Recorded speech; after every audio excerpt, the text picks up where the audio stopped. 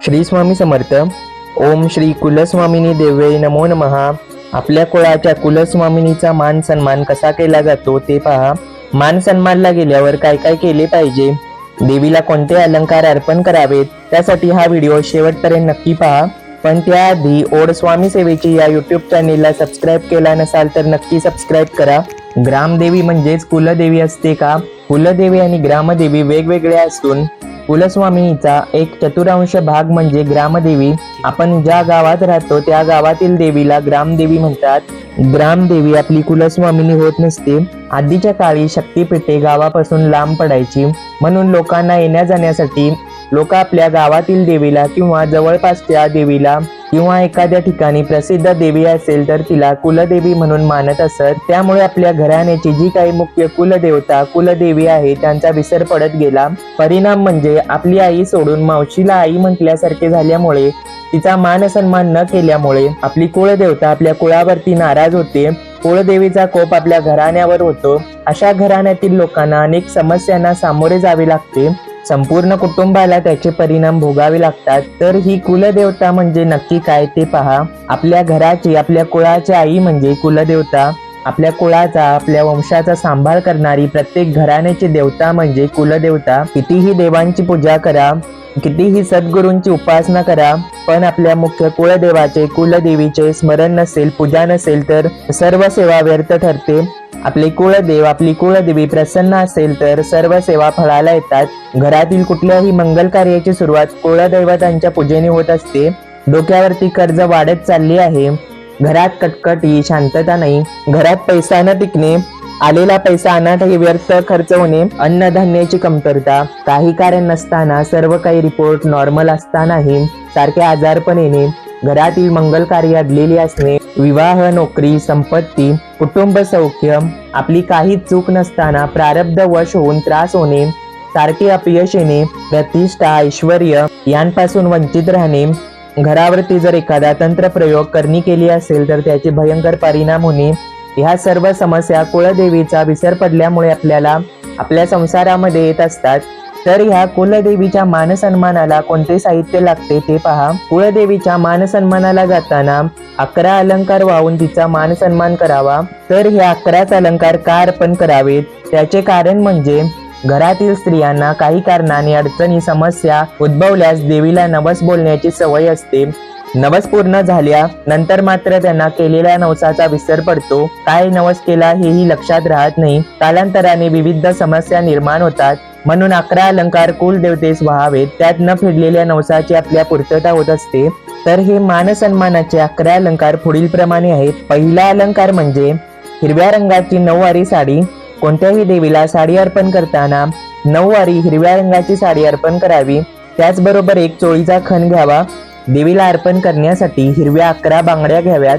देवीला अर्पण करताना 12 बांगड्या अर्पण करू नयेत. उजव्या हातामध्ये 6 व डाव्यामध्ये 5 अशा प्रकारे घ्याव्यात. त्यानंतर दुसऱ्या अलंकारामध्ये मणिमंगळसूत्र, जोडवे व विरोधे घ्यावेत. मणिमंगळसूत्रामध्ये 2 वाट्या व 4 मणी हवेत.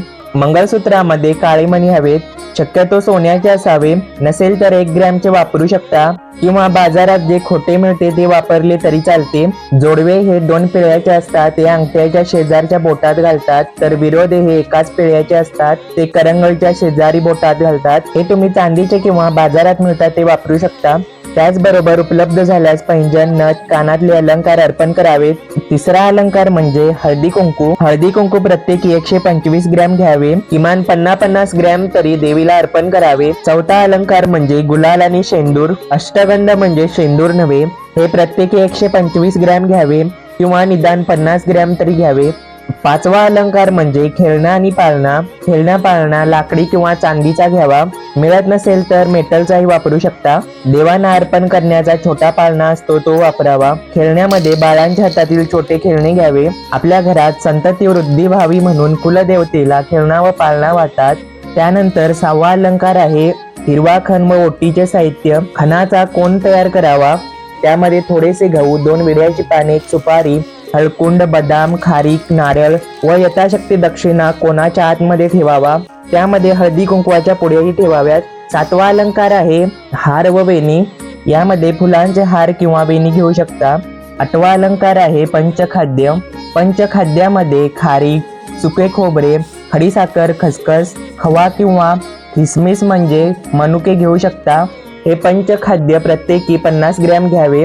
9वा अलंकार नारळ, विडा, दक्षिणा आणि 5 प्रकारची फळे. 10वा अलंकार आहे होमपुडा. सर्व समिधानी युक्त असलेला मोठा होमाचा पुडा घ्यावा. त्यानंतर 11वा अलंकार आहे पुरणाचा नैवेद्य. पुरणपोळ्या, वरण, भात, भाजी घरातून करून घेऊ शकता किंवा जर घरातून घेणे शक्य नसल्यास पुजाऱ्यांना दक्षिणा देऊन नैवेद्य करून घ्यावा. त्याचबरोबर सोबत 21 तुपामध्ये भिजलेल्या फुलवाती घ्याव्यात. त्याचबरोबर एका डब्यात पुरण घ्यावे व नंतर मानसन्मान पूजा झाल्यानंतर पुरण एका ताटामध्ये थापून त्यामध्ये 21 दिवे लावून ते प्रज्वलित करून देवीची आरती करावी.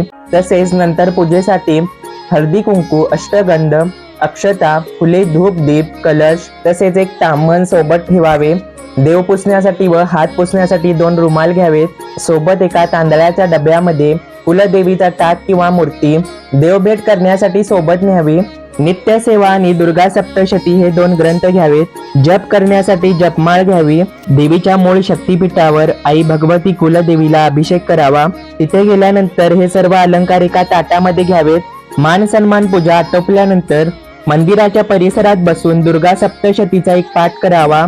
त्याचबरोबर कुंकुमार्चन, श्रीसूक्त, सिद्ध कुंजिका स्तोत्र, नवार्णव मंत्र म्हणून सेवा करावी.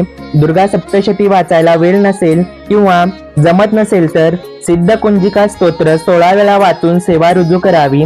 सिद्ध कुंजिका स्तोत्र वाचल्याने दुर्गा सप्तशती वाचल्याचे पुण्य आपल्याला मिळते. मानसन्मान केल्यानंतर जवळ कितीही तीर्थक्षेत्र असली तरी तेथे जाऊ नये, पाहुण्यांच्या घरी जाऊ नये, सरळ आपल्या घरी यावे. परान्न खाऊ नये, स्वतः विकत घेऊन खाऊ शकता. मानसन्मान करून घरी आल्यानंतर देवीची पूजा करावी.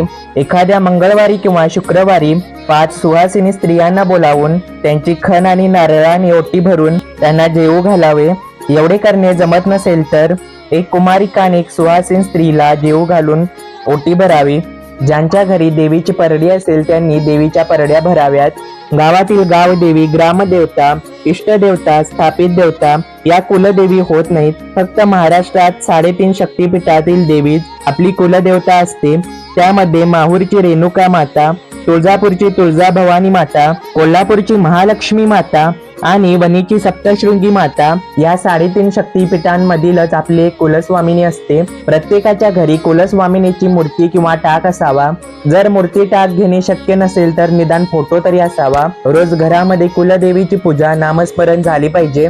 घरामध्ये कोणतेही मंगल कार्य असेल, विवाह असेल तर सगळ्यात आधी कुलदेवीचा मानसन्मान करून देवीला आमंत्रण देऊन मगच मंगल कार्याला सुरुवात करावी. फक्त कुलदेवीचाच मानपान करून चालत नाही, तर आपल्या कुलदैवताचा मानसन्मान करावा लागतो. आधी कुलदैवताचा मानसन्मान करावा, मग कुलदेवीचा करावा. दोन्ही एकाच वेळी केले तरी चालतात, पण तसे जमत नसेल तर आधी कुलदैवताचा मानसन्मान करून 15-20 दिवसांच्या आत आपल्या कुलस्वामिनीचा मानसन्मान करावा. दरवर्षी नियमाने न चुकता मानसन्मान हा केलाच पाहिजे. जर दरवर्षी मानसन्मान करणे जमत नसेल तर 1.5 वर्षांनी किंवा 3 वर्षांनी मानसन्मान करावा. मग इतर वेळी दर्शनाला जायचे की नाही, प्रत्येक वेळी मानसन्मान करावाच लागेल का, तर नक्कीच जावे. फक्त मानसन्मान आपल्या सोयीनुसार वर्षातून, 1.5 वर्षातून किंवा 3 वर्षातून एकदा करावा. दर्शनाला वर्षातून 10 वेळा गेला तरीही चालते. या कुळदेवी पूजनाने, मानसन्मानाने आपले बरेचसे प्रश्न मार्गी लागतात. कुटुंबाला संरक्षण, सुख, समृद्धी आणि शांतता मिळते. तसेच वंशवृद्धी आणि नातेसंबंध मजबूत होतात. कुटुंबाला आपत्कालीन परिस्थितीत आणि वाईट गोष्टींपासून संरक्षण मिळते. कुलदैवतांच्या पूजेमुळे मानसिक शांतता मिळते आणि जीवनातील अडचणींवर मात करण्याची शक्ती मिळते. विवाह, नोकरी, संपत्ती, कुटुंब सौख्य, प्रतिष्ठा, ऐश्वर्य हे सर्व प्रश्न मार्गी लागतात. घरावरती तंत्रप्रयोग व करणी केली असेल तर ती निघून जाते. अशा प्रकारे रखडलेली सर्व कामे पूर्ण मार्गी लागतात. हे आपल्या जीवनातील कुळदेवीचे आणि कुळदैवताचे महत्त्व आहे. तर ही मानसन्मानाची माहिती तुम्हाला कशी वाटली ते कमेंट करून नक्की सांगा. हा व्हिडिओ आवडला तर लाईक करा, सबस्क्राईब करा आणि शेअर करा. श्री स्वामी समर्थ.